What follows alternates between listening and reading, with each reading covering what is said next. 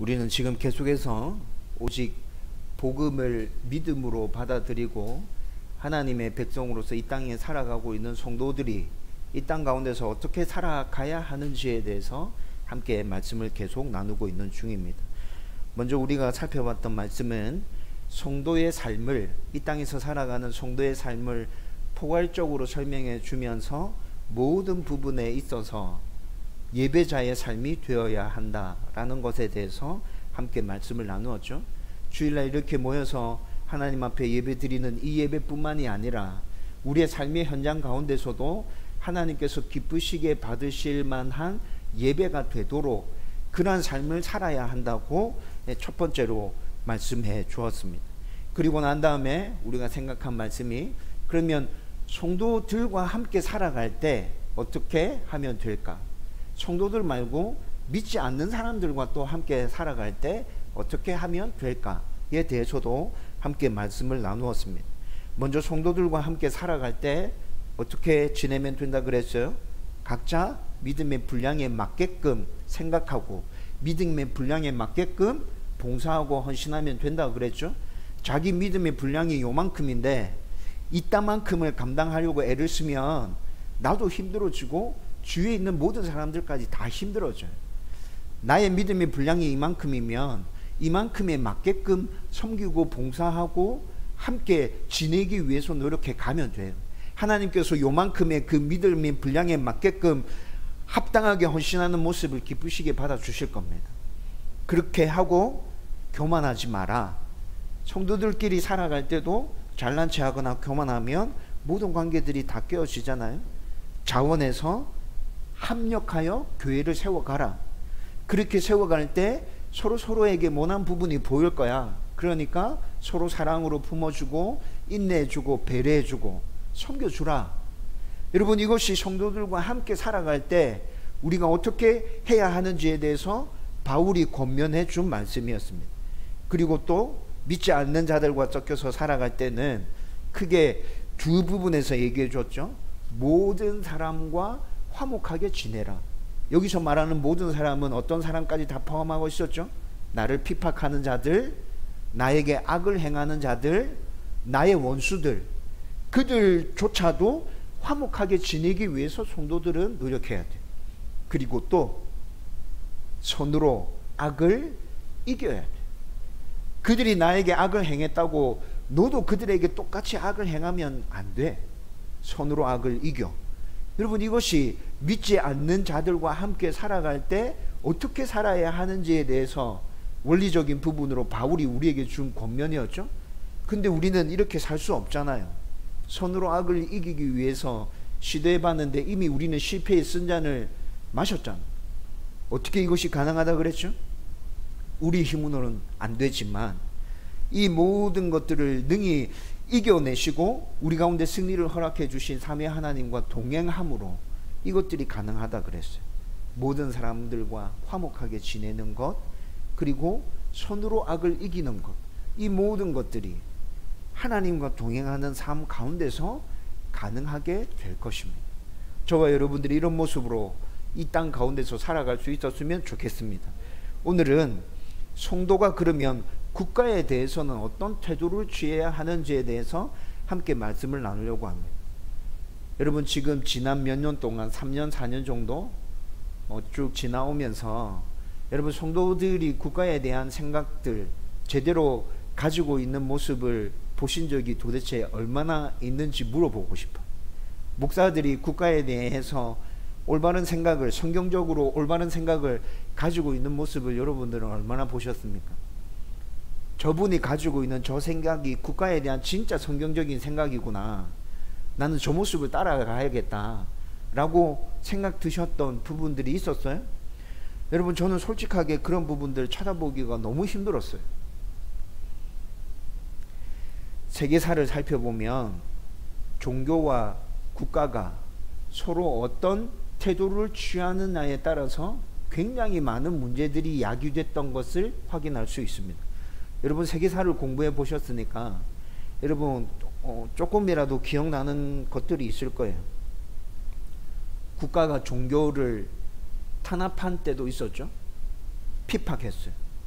기독교뿐만이 아니라 종교 자체를 인정해 주지 않았고 종교의 심취해 있는 사람들을 잡아 죽이고 학살한 역사들이 세계사 곳곳에 등장하고 있습니다.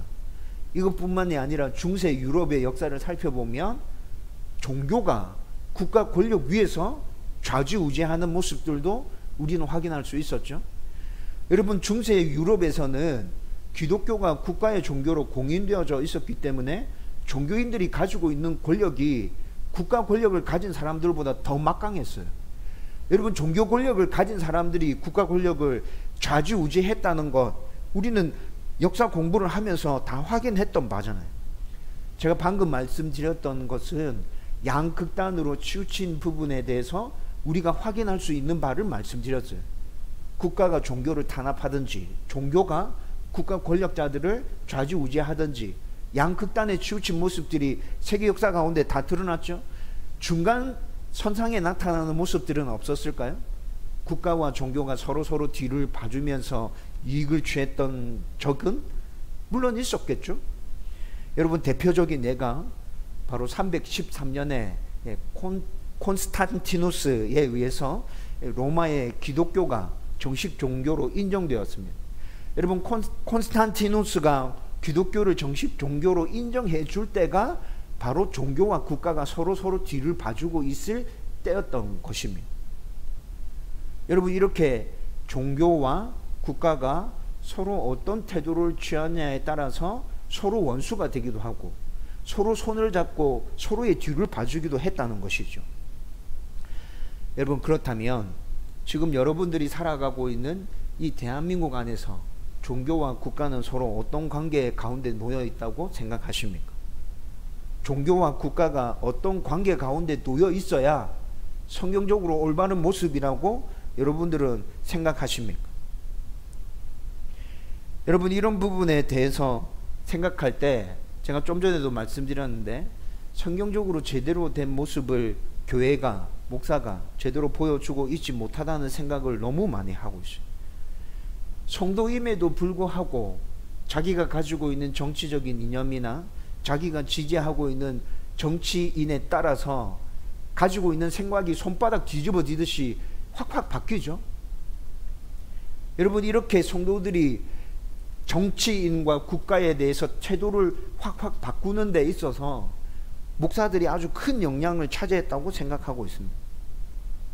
같은 성경 말씀임에도 불구하고 어떤 정치인에게는 이 말씀을 이렇게 해석해서 갖다 붙이고 또 이 정치인에게는 이 말씀을 이렇게 해석해서 또 갖다 붙이고, 법과 규칙도 정치적 이념과 집권 정당에 따라서 했던 말이 다 바뀌고 도대체 기준이 어디 있는지 모르겠어요. 분명한 기준은 온데간데 없고 자기 생각과 상황만을 놓고 이럴 땐 이렇게 해야지 저럴 땐 저렇게 해야지 라고 얘기하는 모습들을 보고 있으면 하나님께서 성도들의 이런 모습을 보면서 참 속상해 하시겠다 라는 생각이 드는 것이 사실이라는 것이죠.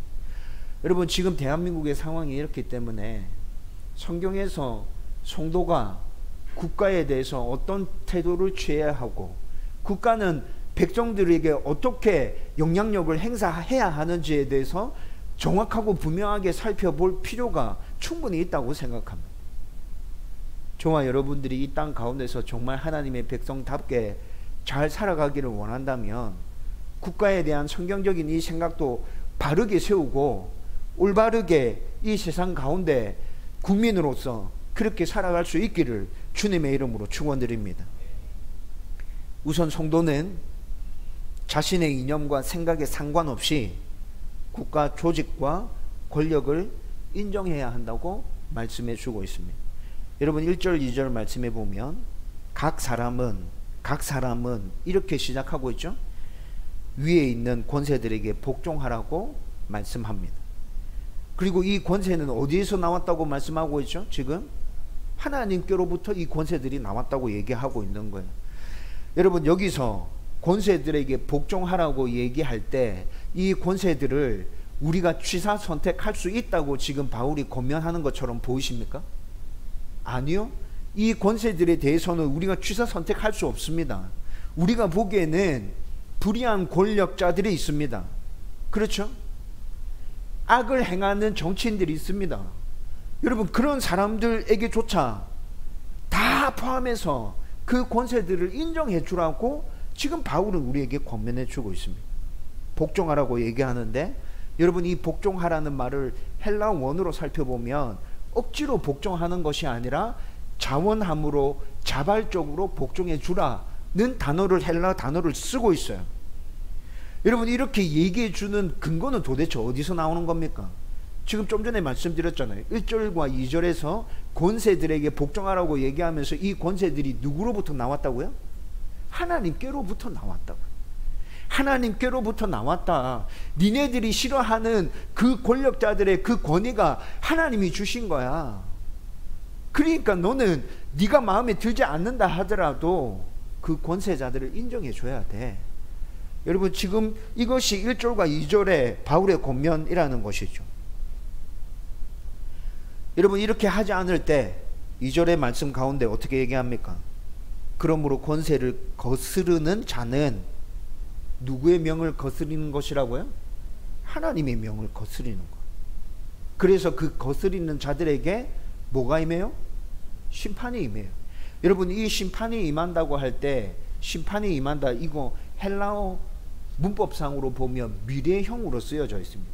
여러분, 헬라어 문법에서 여러분 이런 말씀들이 미래형으로 쓰여졌다는 것은 반드시 이 심판이 잘못하는 자들에게 계속해서 임하게 된다는 것을 강조해서 설명해 줄 때 미래형으로 쓰고 있는 것이죠. 내 마음에 들지 않는 정치인, 내 마음에 들지 않는 권세자들이라고 해서 우리가 거기에 대항하거나 거기에 불순종한다면 누가 우리를 심판하신다고요? 하나님이 그에 대해서 심판하신다고 얘기하는 거예요. 여러분, 1절과 2절 말씀을 원어상으로 담겨져 있는 의미를 풀어서 지금 여러분들에게 설명해 드렸습니다. 여러분, 1절과 2절 말씀을 받고 싶습니까? 여러분들의 마음이 어떻습니까? 솔직하게 말씀해 보세요.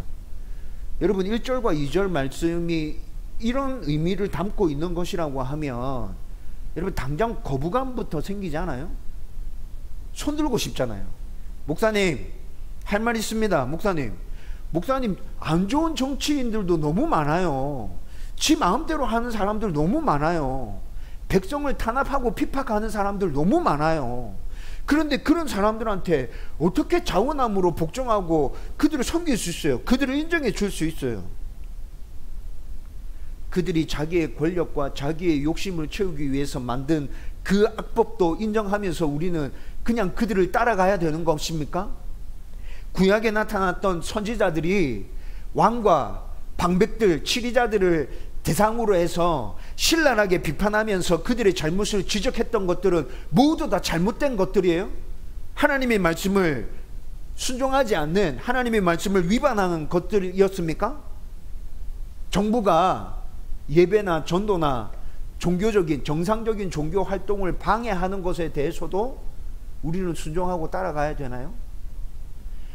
여러분, 1절과 2절 말씀에 대한 설명만 듣고 나면 이렇게 수많은 질문들이 우리 속에서 생겨나잖아요. 여러분, 이런 문제들에 대해서 우리는 충분히 생각해 봐야 됩니다. 여러분, 그래서 오늘 말씀을 잘 들여다보시면 두 부분으로 나누어서 이걸 설명하고 있어요. 먼저 1절과 2절 말씀에서 권세라고 얘기하고 있어요. 권세들에게 복종하라. 권세는 하나님으로부터 났다. 권세는 다 하나님께서 정하신 거다. 권세를 거스리는 자, 권세라고 다 얘기하고 있죠.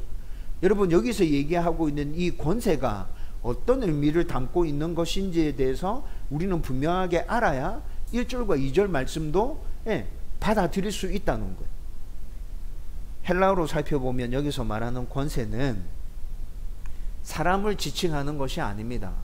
통치 기구, 정부, 나라 자체를 말하는 것입니다. 여러분, 1절 2절에서 얘기하는 걸 그러면 다시 풀어서 설명하면 어떻게 되는 거예요? 나라를 인정해. 나라를 부정하면 안 돼. 통치 기구를 인정해. 지금 정부를 인정해. 윤석열 정부를 인정해. 지난 정권 문재인 정권 인정해. 여러분 지금 그 얘기를 하고 있는 거예요. 그걸 부정하면 안 된다고 얘기하고 있는 거예요. 특정한 왕이나 특정한 정치인이나 특정한 정부를 지금 얘기하고 있는 게 아니에요. 나라를 세워주신 분은 하나님이에요.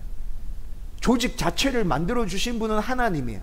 그 조직의 권위를 부여해 주신 분은 하나님이에요. 그런데 네가 왜 그 조직 자체를 부정하려고 해?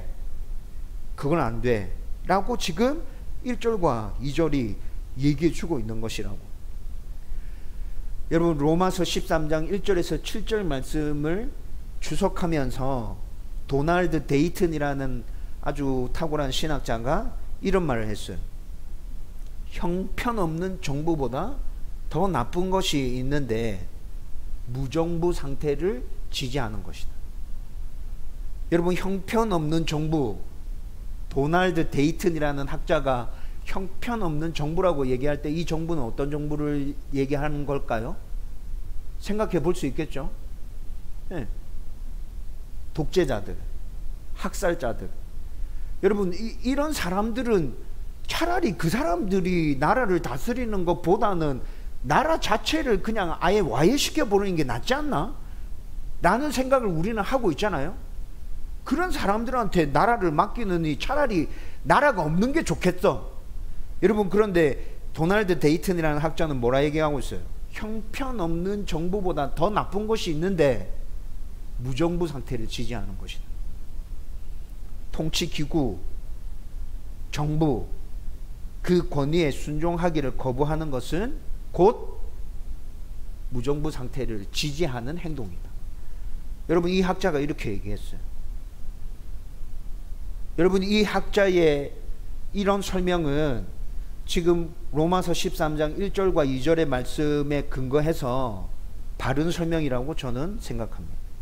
여러분 지금 바울도 이런 맥락에서 성도들은 어떤 모양이든지 통치기구나 정부를 인정하는 것이 옳다고 권면해 주고 있습니다.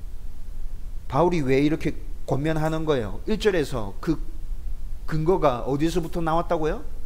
하나님께로부터 나왔기 때문에. 여러분 다르게 말하면 이 세상의 모든 권세들, 우리가 싫어하고 인정해 주기 싫어하는 그 권세자들조차 하나님께서 세우셨다는 것입니다. 하나님의 주권에 따라서 하나님께서 세우셨다. 이뿐만이 아니라 우리가 잘 알고 있는 것도 있지 않습니까? 이 세상의 역사와 이 세상에서 일어나는 모든 사건과 모든 일들은 누구의 섭리 가운데 있는 거예요? 하나님의 섭리 가운데 있습니다. 하나님께서 그 모든 것들을 움직여 가십니다. 우리는 이해할 수도 없어요. 얘기해 줘도 이해 못합니다. 알 수도 없습니다. 그런데 하나님께서는 이렇게 이 세상 역사를 모든 만물들을 움직여 가신다고 성경은 계속해서 우리 가운데 얘기해 주고 있죠. 그래서 하나님은 우리가 받아들일 수 없고 좋아하지도 않는 어떤 사람들을 세워서 나라를 움직여 가시는데, 그러면서 하나님의 뜻을 계속 이루어 가신다고 성경은 우리 가운데 얘기해 주고 있고 지금까지 역사가 그렇게 흘러왔습니다. 예레미야 25장 9절 말씀, 27장 6절 말씀에 보면 바벨론의 느부갓네살 왕을 하나님은 자기가 세운 종이라고 얘기하십니다. 여러분 바벨론의 느부갓네살 왕이 하나님을 인정한 자입니까? 하나님을 제대로 섬기면서 성도들을 잘 섬길 수, 하나님을 잘 예배하고 섬길 수 있도록 그들을 잘 챙겨줬던 그런 왕인가요? 느부갓네살이 절대 그런 왕이 아니죠. 그런데 여러분 분명히 하나님은 나의 종이라고 얘기합니다. 니네들이 볼 때는 느부갓네살 왕이 악한 왕이고 독재자처럼 학살자처럼 그렇게 보이지라도 그조차도 내가 세운 나의 종이다. 그 나라 내가 세운 나라야. 나의 섭리가, 나의 계획이 모든 것들을 움직여가면서 협력하여서 선을 이루고 있어. 이것뿐만이 아니라 이사야 44장 28절 말씀에 보면 바사의 고레스 왕도 당신의 뜻을 이루는데 사용하실 수 있다고 얘기합니다. 44장 28절 말씀 보면 바사의 고레스 왕을 당신의 목자라고 얘기하십니다. 나의 목자다. 45장 1절에 가보면 그 고레스 왕을 통하여서 내 뜻을 이룰 거다. 하나님께서 이렇게 얘기하신다고요. 아니 도대체 하나님, 좋은 사람들 널려 있는데 왜 그 사람들 아니고 꼭 바사의 고레스 왕입니까? 그 악한 사람을. 그런데 하나님 이렇게 하시겠대. 여러분, 이것이 하나님의 주권과 하나님의 섭리 아닙니까? 여러분, 이 세상 모든 나라 가운데 하나님의 이 주권과 하나님의 이 섭리가 작동하고 있다는 것입니다. 우리는 그것을 인정해야 돼요. 그래서 내가 싫어하는 나라, 내가 싫어하는 정치인이라 할지라도 하나님이 그들을 세우셨기 때문에 우리는 그들을 인정해 줘야 된다는 것이죠. 여러분, 이렇게 또 얘기해도 여전히 우리 가운데 남아있는 의문들이 있습니다. 앞서 얘기해 드렸던 것처럼 악한 왕들, 악한 정치인들에 대해서는 어떻게 해야 돼? 그냥 그들 진짜 무조건 인정하고 따라가야 돼? 하나님이 세우셨다고? 여러분, 이런 생각들이 계속 들죠. 그래서 3절부터 5절까지 말씀을 살펴보면 다스리는 자들에 대해서 얘기해 주고 있습니다. 여러분, 1절과 2절 말씀은 권세들이라고 얘기할 때 통치 기구, 나라, 정부, 조직 자체를 얘기하는 것이라 그랬죠. 조직 자체를 부정하지 마. 여러분, 1절, 2절은 그 얘기였습니다. 3절에서 5절까지의 말씀은 다스리는 사람들에 대한 이야기입니다. 여러분, 통치 기구, 나라, 정부, 이런 조직들을 세워주신 분은 1절과 2절에서 확인했듯이 하나님이 세우신 것이라 우리 이미 살펴봤잖아요. 그렇죠? 하나님이 세워주셨기 때문에 그걸 부정하면 안 된다고 얘기해 주셨죠.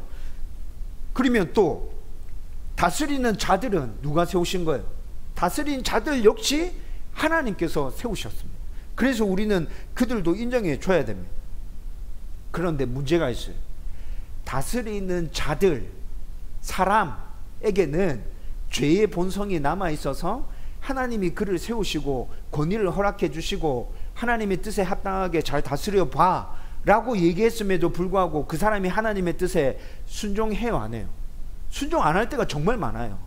특히나 제가 말씀드렸던 느부갓네살 왕, 고레스 왕, 이런 사람들은 하나님이 그를 세우시고 그에게 권위를 허락해 주셨음에도 불구하고 하나님을 인정하지도 않고 자기 마음대로 자기를 신격화시키면서 자기의 배만 불려가는 악행을 계속 저지르고 있죠.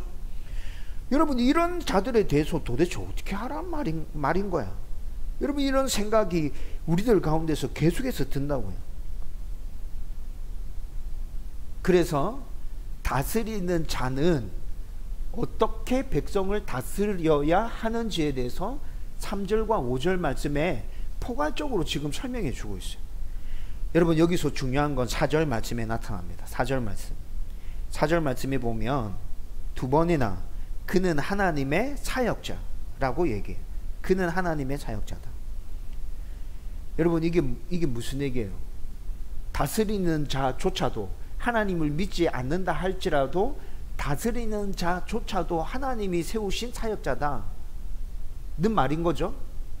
여러분, 다스리는 자도 이걸 알고 있어야 돼요. 다스리는 자뿐만이 아니라 백성들도 이것을 인정해야 돼요. 하나님이 세우신 사람이다. 여러분, 예수도 믿지 않는, 하나님도 믿지 않는 사람이 목사님 그걸 도대체 어떻게 인정해요? 하나님 안 믿는 사람인데 느부갓네살 처음부터 하나님 안 믿었잖아요. 고레스 처음부터 하나님 안 믿었잖아요. 그런데 이 사람들한테 네 왕이 된 거 하나님이 세우신 거다 이렇게 얘기하면 그 사람들이 어떻게 받아들여요? 못 받아들이겠죠. 그렇죠? 여러분, 그렇다면 적어도 하나님을 믿지 않아서 하나님이 나를 세워주셨구나 라는 걸 인정하지 못하는 자라 할지라도 적어도 왕이 되고 치리자가 된 사람이라면 백성들을 올바르게 제대로 다스리고 그들에게 선을 행해야 되는 기본적인 마음을 갖추고 있어야 된다는 거예요. 여러분, 오늘 3절부터 4절 5절 말씀 읽어보면 다스리는 자는 백성들에게 선을 행해야 한다는 것을 계속 포함해서 얘기해 주고 있어요. 다스리는 자는 선을 행하면 백성들은 너를 따라주게 될 거야. 너의 말을 인정해 주게 될 거야. 이런 의미들을 지금 담아서 3절, 4절, 5절 계속 얘기해 주고 있다고요. 여러분, 다스리는 자를 하나님께서 이렇게 세워주셨고, 그 다스리는 자들의 기본적인 다스림의 방침은 백성들에게 선을 베푸는 것이다 라는 의미가 오늘 말씀 안에 깔려져 있기 때문에 우리는 이 관점에서 이 말씀들을 바라보고 이해해야 된다는 것입니다. 여러분, 다스리는 자가 이런 생각들을 가지고 하나님을 믿지 않았지만, 느부갓네살이, 고레스가 하나님을 믿지 않았지만 백성들에게 선을 베풀어야 한다는 생각들을 가지고 치리와 통치를 하기 시작하면, 여러분, 백성들은 그들을 온 마음을 다해서 인정해 주겠죠. 우리 왕이야, 내 왕이야. 우리는 왕이 얘기하는 거 온 힘을 다해서 따라줘야 돼. 그래야 우리 나라가 더 튼튼해지고 내가 더 이 나라 안에서 보호를 받으면서 잘 살 수 있어. 여러분, 이렇게 생각이 흘러가게 되잖아요. 여러분, 지금 3절에서 5절까지는 그 말씀을 지금 하고 있는 거예요. 그리고 하나님께서 세우신 자들에게는 우리가 흔히 얘기하는 공권력이라는 것이 있습니다. 여러분, 이렇게 선하게 백성들을 다스리고 통치하는데 말 안 듣는 백성들도 있잖아요. 말 안 듣는 백성들에 대해서 치리자들은 어떻게 하죠? 공권력이라는 것을 가지고 그들에게 벌을 주고 제재하기 시작하죠. 여러분, 이 권위는 어디로부터 나온 거라고요? 하나님께로부터 나온 거라고요.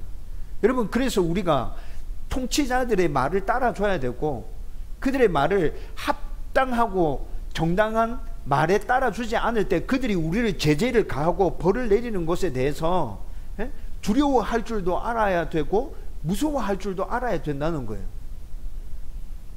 그런데 통치자들에 대해서 무서움과 두려움 때문에 그들에게 복종하는 것이 아니라, 오늘 5절 말씀에서 뭐라 얘기하고 있어요? 양심에 따라서 복종해. 니네들이 물론 그렇게 복종할 수도 있어. 두렵고 무서우니까. 그런데 그렇게 하기보다는 양심에 따라서 복종하는 것이 더 옳아. 여러분, 여기서 양심에 따라서 복종하라는 말은 하나님의 뜻에 순종하기 위해서 정부의 합당한 지리에 자원함으로 따라주라는 것입니다. 정부에서 왜 이렇게 제재를 가하는지 이해가 됩니다. 아, 이렇게 해줘야 모든 사람들이 함께 잘 지낼 수 있겠구나 라는 생각이 듭니다. 그러면 어떻게 해주라고요? 억지로 딸려가지 말고, 그러면 자원함으로 그 일을 해줘. 여러분, 제가 자주 강조하는데, 사람에게는 하나님을 닮은 자유의지가 있습니다. 생각하고 판단하는 능력이 있어요. 하나님께서 우리 가운데 주신 지혜가 있습니다. 그렇죠? 우리는 이것들을 가지고 옳고 그름을 분별해낼 수 있습니다. 잘하는 것이 무엇이고 잘못하는 것이 무엇인지 우리는 스스로 생각할 수 있다는 말이에요. 여러분, 이런 모든 것들을 가지고 우리를 치리하고 있는 지도자들이 어떻게 하고 있는지 그 모습을 찬찬히 잘 들여다보고 있으면 그 사람들이 진짜 제대로 잘 하고 있는 것인지 이상하게 하고 있는 것인지 분별할 수 있잖아요. 여러분, 그렇지 않습니까? 여러분, 그렇게 분별해서 그들이 정당하게 치리하는 것에 대해서 우리가 자원함으로 온 마음을 다하여 따라줄 때, 오늘 말씀 가운데서 그들이 우리 가운데 어떻게 해준다고 얘기하고 있죠? 상 준다고 얘기하고 있습니다. 너희들이 그렇게 온 마음을 다해서 따라주면 그들은 너희들에게 상을 줄 거야. 그렇게 하지 않는 자들에 대해서는 벌을 가할 거야. 여러분, 그래서 3절 말씀에 이렇게 얘기합니다. 지도자들을 두려워하기 싫으면 선을 행해. 그들의 합당한 치리를 따라줘. 그러면 그 사람들이 오히려 너희들을 칭찬하게 될 거야. 여러분, 지금 제가 얘기하고 있는 이 부분이 통치자와 성도들 사이에 있어야 되는 원리적인 부분에 있어서 제대로 된 모습 아닌가요? 여러분, 다스리는 자는 이렇게 하나님의 뜻에 따라서 선하게 백성을 다스려야 하는데, 그렇지 못해서 문제가 자주 발생하게 된다는 거죠. 여러분, 그러면 통치자가 선하게 다스리지 않는데, 그러면 그럴 때 우리는 어떻게 해야 돼요? 그럴 때도 그냥 무조건 참고 인내하면서 그들을 따라가야 돼요? 여러분, 이런 문제에 대해서 또 생각해 볼 필요가 있겠죠? 여러분, 그럴 때는 우리는 어떻게 해야 될까요? 성경에 나타난 여러 가지 사건들을 찾아보면 합당하게 저항해야 된다고 성경은 또한 우리 가운데 얘기해 주고 있어요. 출애굽기 1장 17절 말씀에 보면 바로가 히브리인 산파들을 불러서 얘기합니다. 만약에 히브리인들이 아기를 낳을 때 사내 아기를 낳으면 어떻게 하라고 시키죠? 다 죽여라. 여러분, 그런데 이 산파들이 바로의 말을 따릅니까? 안 따릅니까? 안 따라요. 다니엘서 3장에 가보면 느부갓네살이 모든 신하에게 금 신상을 세워놓고 절하라고 시킵니다. 사드락과 메삭과 아벳느고가 그 명령을 따릅니까? 안 따릅니다. 다니엘서 6장에 가보면 다리오 왕이 30일 동안 그 누구에게도 기도하지 말고 나에게만 기도하라고 명령을 내립니다. 아주 엄하게 조서를 써서 인장을 꽝 찍어서 명령 내리죠. 다니엘이 따릅니까? 안 따릅니다. 사도행전 4장 18절에 가보면 4장 18절에 가보면 공회가 사도들을 불러서 더 이상 예수의 이름을 전하지 말라고 얘기합니다. 그런데 사도들이 그 명령을 따릅니까? 안 따릅니다. 나가서 더 크게 소리치고 다닙니다. 예수가 구원자라고. 여러분, 이들의 이런 모습을 우리는 어떻게 해석해야 되는 거죠? 여러분, 이런 모습을 보면서 우리가 기억해야 될 것은 성경에 나타난 이 모든 저항의 목적은 지도자들을 무너뜨리기 위한 저항이 아니었습니다. 그러면 어떤 저항인 거죠? 지도자들을 무너뜨리기 위한 저항이 아니라 하나님의 말씀에 순종하기 위한 저항이었어요.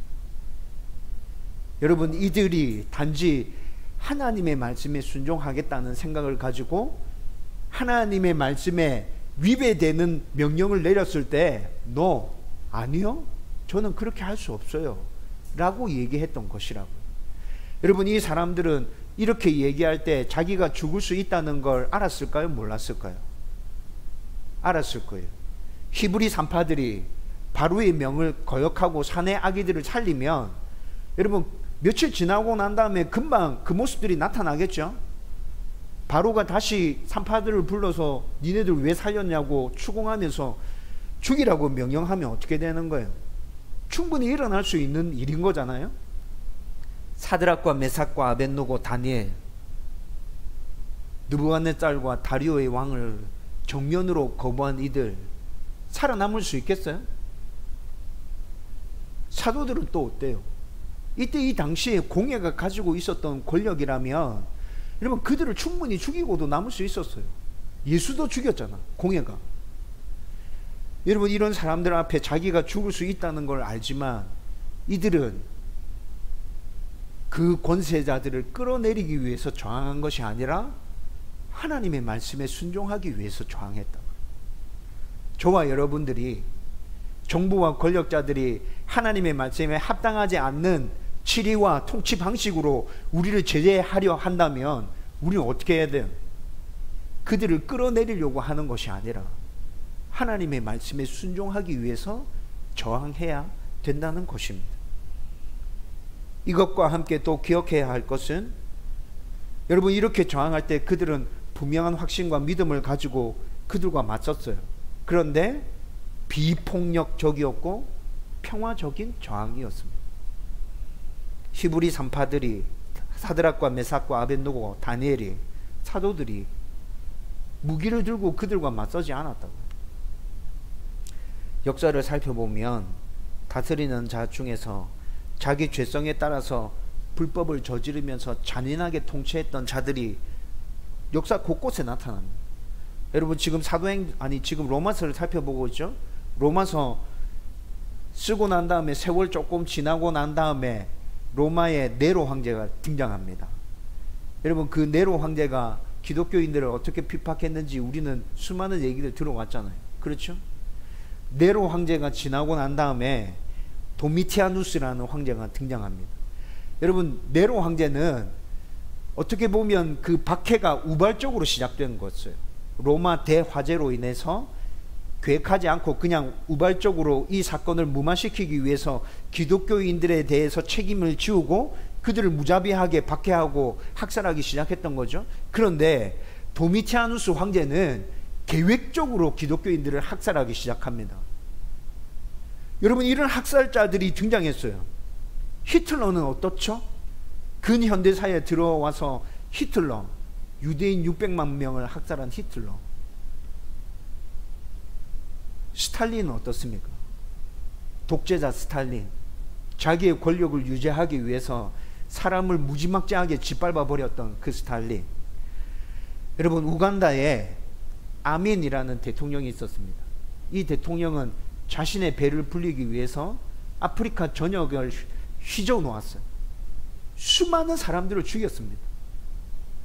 지 주머니 채우려고.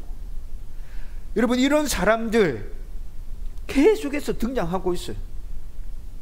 이런 자들은 하나님을 인정하지 않고요, 자기가 하나님이라고 얘기하고 있고요, 사람을 목적을 이루기 위한 도구로 생각하죠. 인격적으로 봐주지 않아요. 짐승처럼 생각합니다. 죽여도 된다고, 당연한 것이라고 그렇게 생각하고 있죠. 그래서 인격을 짓밟고 학살을 자행하고 자신의 부와 권력과 욕망을 채웠습니다. 여러분들이 이런 사람의 치리를 받고 있다면, 지금까지 살펴본 말씀대로라면 어떻게 해야 될 것 같습니까? 이 정부를 무너뜨리기 위해서 우리는 그들을 대항하고 나서야 됩니까? 하나님의 말씀에 순종하기 위해서, 하나님의 사랑과 이웃 사랑이라는 그 대전제의 하나님의 말씀에 순종하기 위해서, 당신이 하는 행동은 하나님을 사랑하는 행동이 아닙니다. 당신이 하는 행동은 이웃을 사랑하는 행동이 아닙니다. 그래서 저는 당신을 다룰 수 없습니다.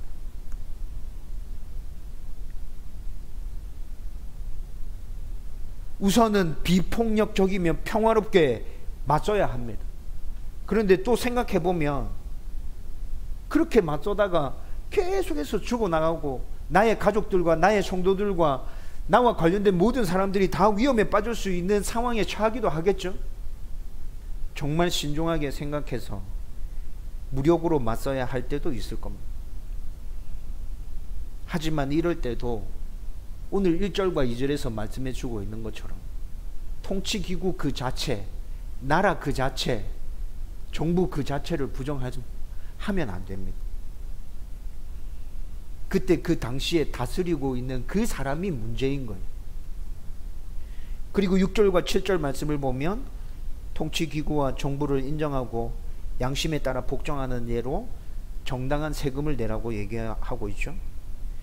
여러분, 이 당시 이스라엘 백성들은 로마의 지배 아래 있었기 때문에 로마가 자신들을 지배하고 통치하고 있다는 것 자체를 인정하기 싫었겠죠. 여러분, 세금을 내라고 얘기하면 지금 누구에게 세금을 내라 하는 것입니까? 로마 사람들에게 세금을 내라는 것입니다. 여러분, 이스라엘 백성들에게 이 말이 지금 귀에 잘 들어올까요? 웃기는 소리 하고 있네. 야, 인정해주기는 뭘 인정해줘? 지금 그 사람들이 지금 우리를 무력으로 지금 진압해가지고 통치하고 있는데 세금 내라고? 니나 많이 내라. 여러분, 이렇게 반응 나오는 게 지금 당연한 거잖아요. 바울이 지금 시대적인 상황이 이렇다는 걸 모르고 얘기를 하고 있는 거예요? 아니요. 바울도 너무 잘 알고 있죠. 근데 바울이 이 모든 것들을 염두에 두고 이런 권면을 하고 있는 거예요. 통치 기구인 로마를 인정해줘. 그들이 걷어가는 세금, 정당한 세금이라면 내. 예수님도 이에 대해서 마태복음 22장 21절 말씀에 얘기합니다. 가이사의 것은 가이사에게, 하나님의 것은 하나님에게 내. 여러분, 대한민국의 국민으로서 이 땅 가운데 살아가고 있다면 여러분들이 내야 될 정당한 세금을 내십시오. 탈세는 꿈에라도 꾸지 마십시오.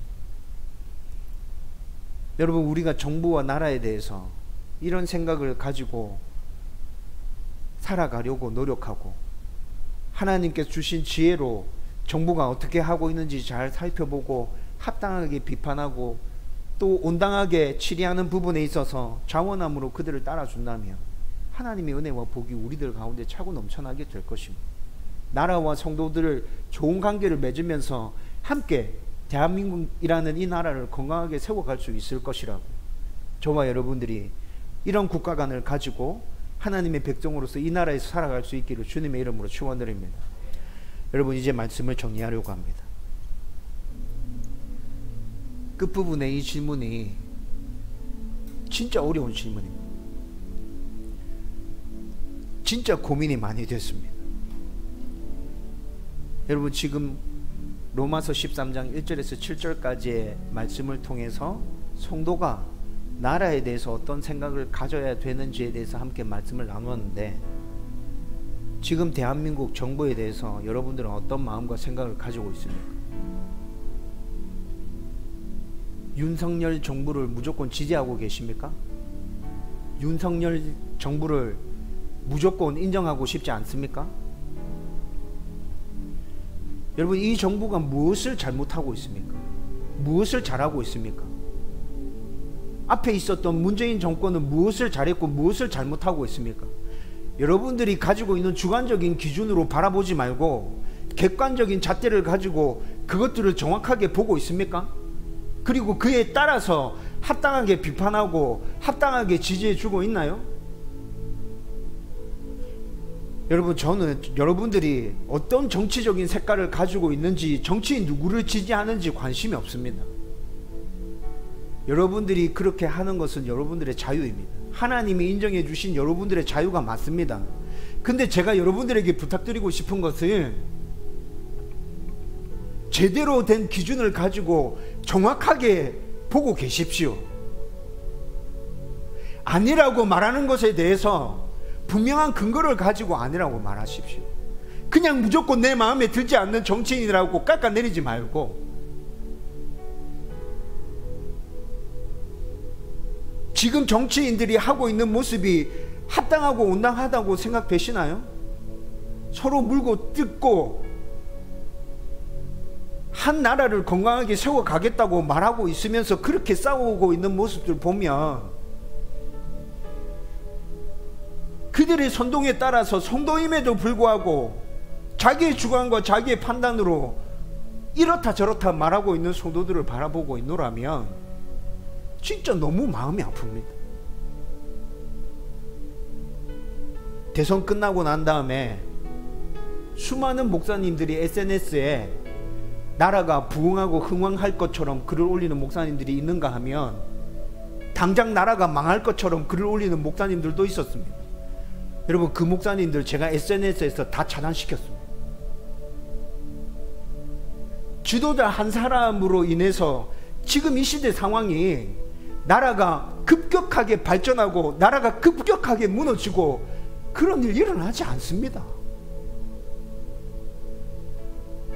단지 내 마음에 들지 않고 내가 지지해 주지 않는 정치인이 대통령이 된 건 기분 나쁠 수 있습니다. 근데 여러분들이 적어도 성도라면, 믿음을 가진 성도라면 여러분, 오늘 말씀에 따라서 그를 인정해 주십시오. 염려되고 걱정되는 것만큼 그를 위하여 기도해 주십시오. 그것이 성도의 합당한 모습이잖아요. 기도하지도 않고 왜 깎아내리고 왜 비판하고 왜 무너뜨리려고 저항하고 있습니까?